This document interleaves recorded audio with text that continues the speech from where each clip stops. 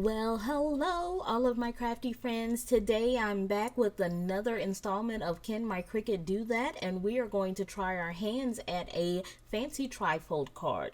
Let's go over to Design Space and bring in a square. Now, this first square that we're going to bring in, we are going to unlock our key proportions, and we're going to make that 10 1/4 by 5.75. That's 10 1/4 by 5 3/4. I am going to then go over to my X and my Y, and I'm going to change both of those to 0 so that it places my card base all the way in the corner, which will help me to line things up better. After I have completed that step, I will change the color just because it helps me to see a little bit easier instead of working on dark colors. Now I'm going to bring in another square, and I'm going to change this into a rectangle, and initially I started working in eighths, and so you can choose to do this in eighths or in quarters. Now the quarter-inch marks that I had, quarter-inch dimension that I've chosen was 2 3/4 by 5 1/2 for this purple piece.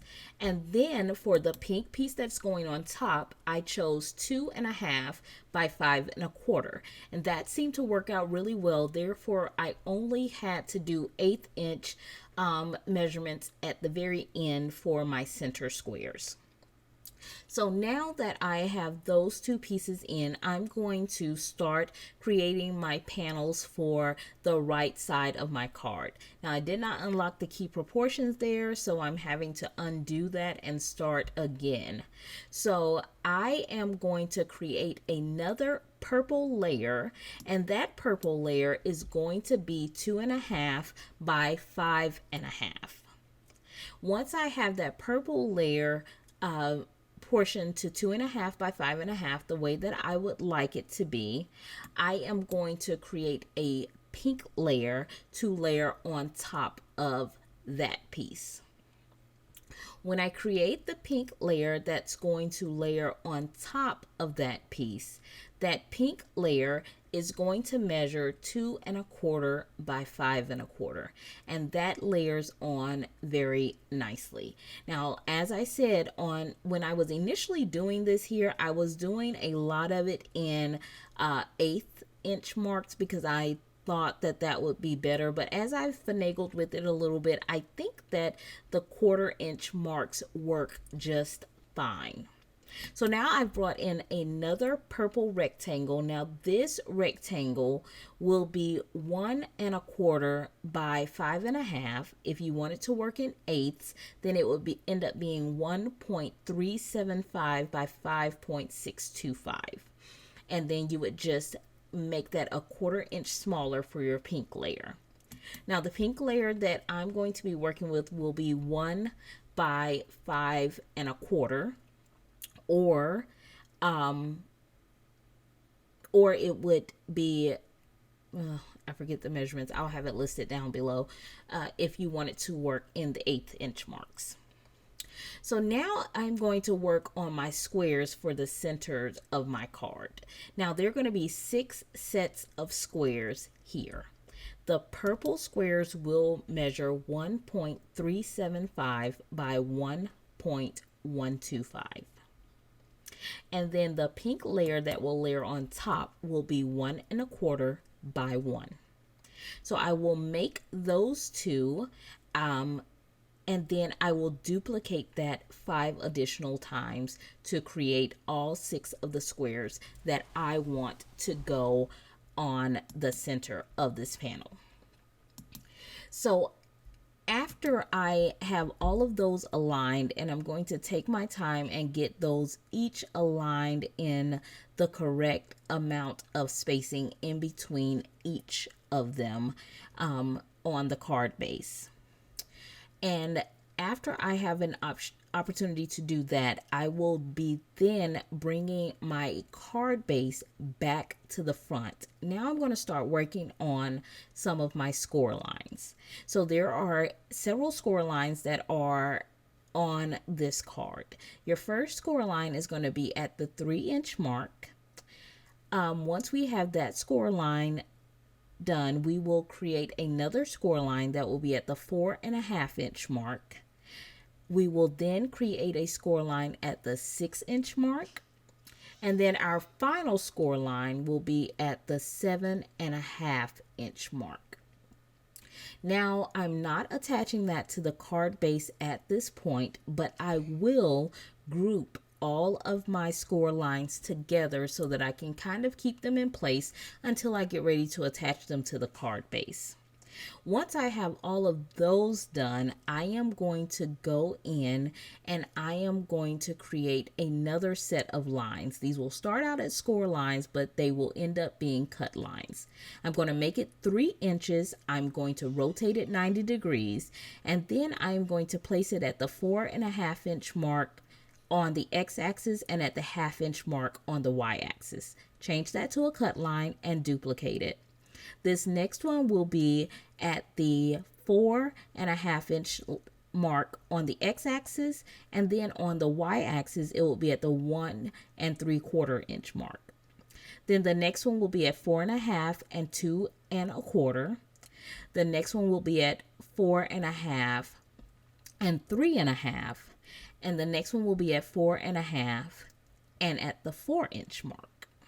We will then do one final one that will be at 4.5, and this one will be at 5 1/4. So that's going to create the cut lines that we need for our card base. So now that I have all of those lines put in place, I am going to grab my entire each of the card panels, and I'm going to bring them back in and make sure that they are aligning up well and the way that I want them to be, with enough space around the actual score lines. So I want to make sure that everything is lining up well for the card base so that it will move when the score lines are in place and it is not impacting the bending of the card base. So now that I am bringing those in, this is where I will take a little bit of time and I will be using those squares and the lines that have been created in the center of the card base to align where these 6 squares need to be in order for them to be in the correct placement. So as you can see, I have rotated them 90 degrees because I want them wider, the wider portions to be going left to right or horizontally. So now I'm placing each of those in their center squares, and you can kind of start to see the way that the card will come out. So I'm going to go ahead and save this project, and as you know, it will be available for you guys in the Craft Therapy group for you to come and download into Cricut if you do not desire to go through all of the processes of figuring out how to actually put this together. However, I did think that it would be a really awesome thing to come in and show you guys how I create some of these files in Design Space.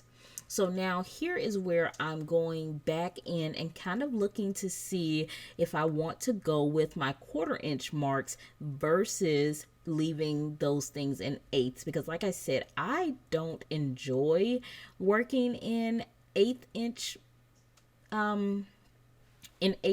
increments. Quarters are much easier for me. So that was the reason that and I wanted you guys to see my whole process, so this is why I have left all of it in. I initially was thinking that I wanted a slimmer border, but then it's even difficult for me to say 5.875 versus being able to say 5 3/4. Like, it's just a little bit more time consuming, and it's not as easy to do. So this is why I am going in at this point to look and see if changing those to the 1/4-inch mark versus the 1/8-inch mark would make a huge difference in where I have all of the score and cut lines. And to me, it did not make a huge difference. However, you could choose to do it however you want. Some people like less of a border, some people like more. I like easy. So that's really what I was going with, was getting the best product the easiest way. So all I'm doing here is going in and changing everything to the 1/4 inch marks, and looking to see how that will look in regards to the way the card base will look. So this is pretty much the outline of the card. So what we will do is I will go off and I am going to cut out this card, and I am actually going to use the Cricut to create some additional elements for this whole card, and I will come back and put it together for you. So my challenge right now to myself is to work on doing some more masculine type cards. So that is going to be the first thing, and I don't have a whole lot of masculine cards, and so that is the reason for me using my Cricut to pull all of the items that I would need to create the card, because there are masculine themed items in there, whereas I don't have a ton of stamps to make masculine themed cards.